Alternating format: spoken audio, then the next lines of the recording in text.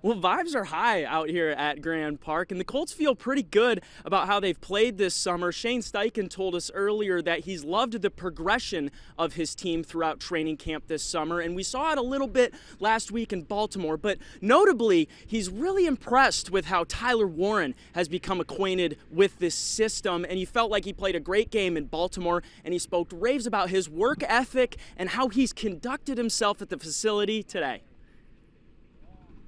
The Fever are going to need that competitive fire here tonight against the Atlanta Dream. They've split the season series so far this season, so we got the rubber match here tonight in Gainbridge Fieldhouse. And we'll have all the coverage from Wish TV and WishTV.com. I'm Nick Jepson.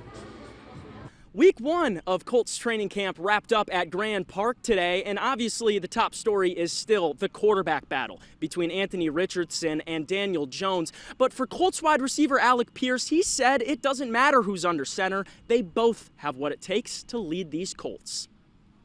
There's a whole lot of new with this Carmel football team this year, and I'm not just talking about the press box that's being put in behind me.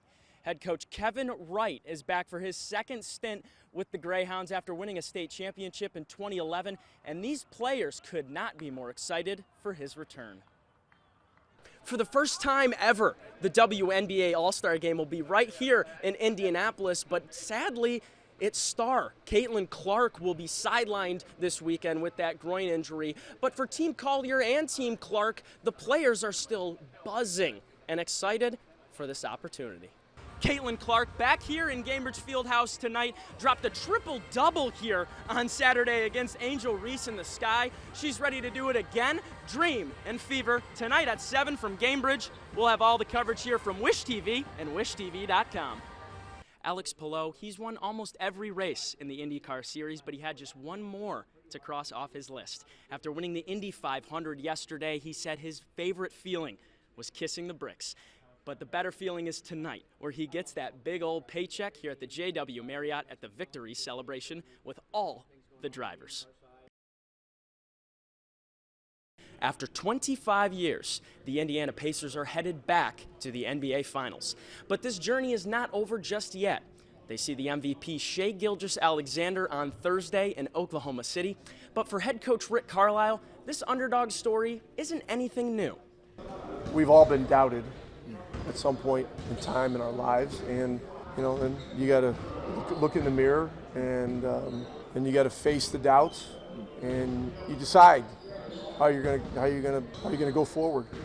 Are you gonna fight through and find a way, or are you gonna find an excuse? So our team is a bunch of guys that have found a way. Guys like Miles Turner, a 10-year veteran with the Pacers. It's taken him a long time to reach this pinnacle, but now it's about making these finals count. You spend so much time thinking about getting there, but it's like you're here now. So, it's like, you didn't really spend a lot of time thinking about, okay, when I'm here, I'm going to do this, I'm going to do that, I'm going to do that. It's like, let's just get there. So now that milestones, has been achieved, it's about doing something with the opportunity. For guys like Tyrese Halliburton, though, the motivation creates itself in these moments. He's just happy to keep playing with this group. Yeah, no, I'm excited.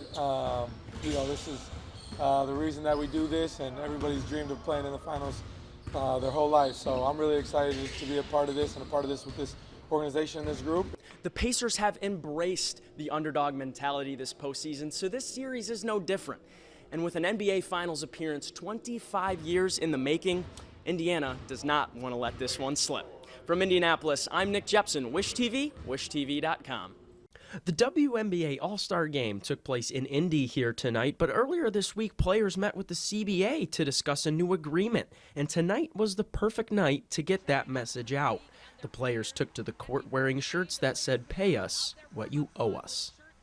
I think the statement spoke for itself. I think you heard the crowd at the end of the game, and it's no disrespect to the league ever. You just want to make sure, the statement is made clear about what we as players have grown to deserve.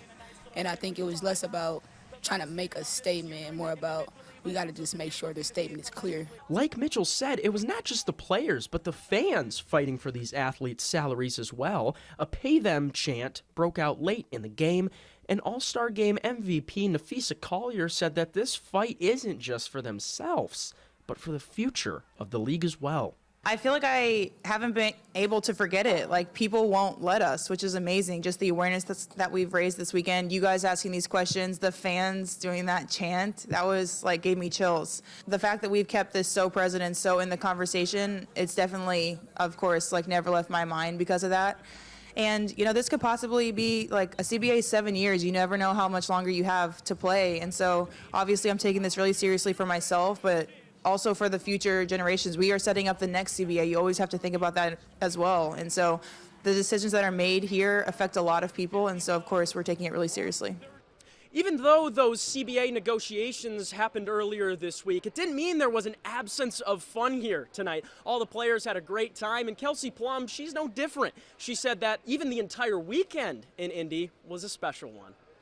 It was an incredible weekend. I mean, this is my 4th time, and I thought by far it was the most packed, not just from the game standpoint, but the three-point contest, skills contest, as well as, you know, the orange carpet was live. We had W live events. I mean, every event that I saw that a player was doing was absolutely packed. Lines wrapped around, and it was just really cool to see the fan engagement and also just see the excitement and the need for interaction with the players, and that's something that is very unique about our league. I think we're very personable with the fans, and so I really appreciate Indy for showing out. This was a big weekend for the WNBA, and Indy definitely delivered. But now the focus for these players is on the league to deliver them a significant salary increase. Nick Jepson, Wish TV, WishTV.com.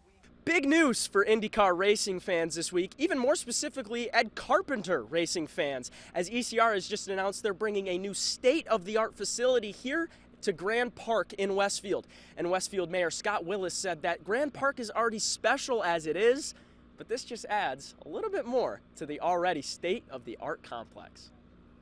Well, it's the starting point for the vision that we created here just this time last year around a district at Grand Park. You know, we want a place around the park where you live, work, and play. To activate this park not only Thursday through Sunday like it currently is, but Monday through Friday all year long. And this will be the first step in that journey, and a great step. What better than to have a professional racing team inside a place where millions of people come and play sports. Of course, the facility's top priority are going to be the cars and the drivers. But for Carpenter, his aim is to make the new home of ECR an unforgettable behind-the-scenes experience for the fans. We definitely want it to be a place where it's easy for fans to interact with what we're doing, whether it's, you know, potentially them being able to see our pit stop area or have access to other parts of the shop. You know, where we are now, you know, we get a lot of walk-in visitors, and there's not really a good way to interact with them or for them to see what's going on in the workshop. We really want to create a space that is open all the time. You know, we're going to have a coffee shop in there, Java House, and, you know, there's always people here, so we want to make sure our door is always open and there's something for fans and families to do, you know, between games. So we're definitely going to have some interactive features that, you know, will take shape here in the coming weeks. ECR is expected to start the building process in 2026 with project completion in 2027. And this is a big move for ECR Racing as they'll finally be in a facility that they built. Nick Jepson, Wish TV, WishTV.com.